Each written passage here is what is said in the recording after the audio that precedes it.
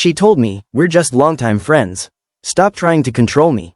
Then she vanished for a weekend with her ex. So, I forwarded the pictures to his wife. Turned out, she wasn't a fan of their little reunion either. Now, both of them are single, and I'm finally getting real sleep at night. I'm 28, male, and I recently ended a 2-year relationship with my ex, Kayla, 26. Looking back, the red flags had always been waving. I just didn't want to face them. When things feel good most of the time, it's easy to overlook the cracks, until you realize the cracks are actually holding up the whole relationship. In the beginning, Kayla told me about Mason, 29. "He's like my brother," she said, grinning. "We dated briefly in high school, but that was forever ago. He's family now." I didn't think twice. I've always believed trust has to go both ways. If I wanted her to trust me with my female friends, then I needed to offer the same trust in return. Everything seemed normal at first. Mason lived in another city, and they mostly just messaged each other. Occasionally, he'd call her while we were out, and she'd step aside to answer, but it never came across as sketchy. But about a year in, things started changing. Mason began FaceTiming her late at night. Not casual evening chats, midnight calls, while she was lying right next to me. She'd laugh it off, saying, "He's drunk and being stupid," and then lock herself in the bathroom for 30 minutes to continue the call. I asked her once if it could wait until morning, and she rolled her eyes. "It's Mason. He needs me right now.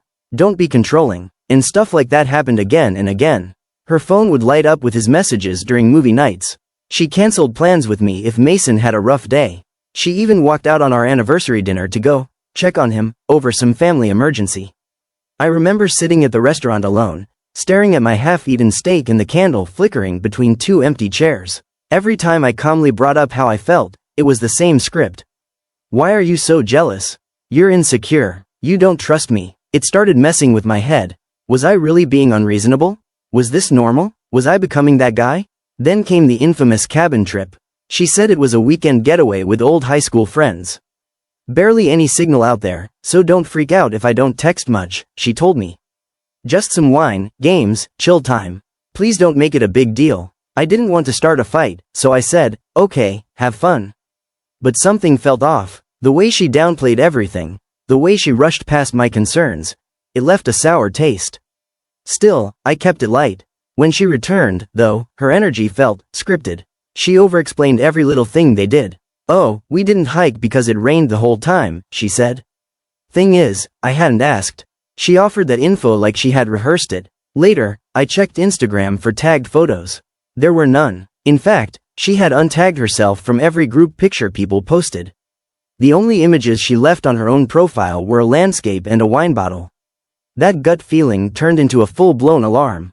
I didn't want to throw accusations, but I couldn't pretend things felt normal.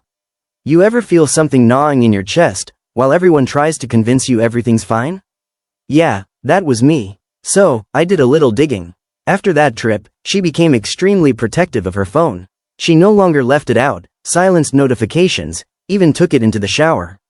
She never used to do that.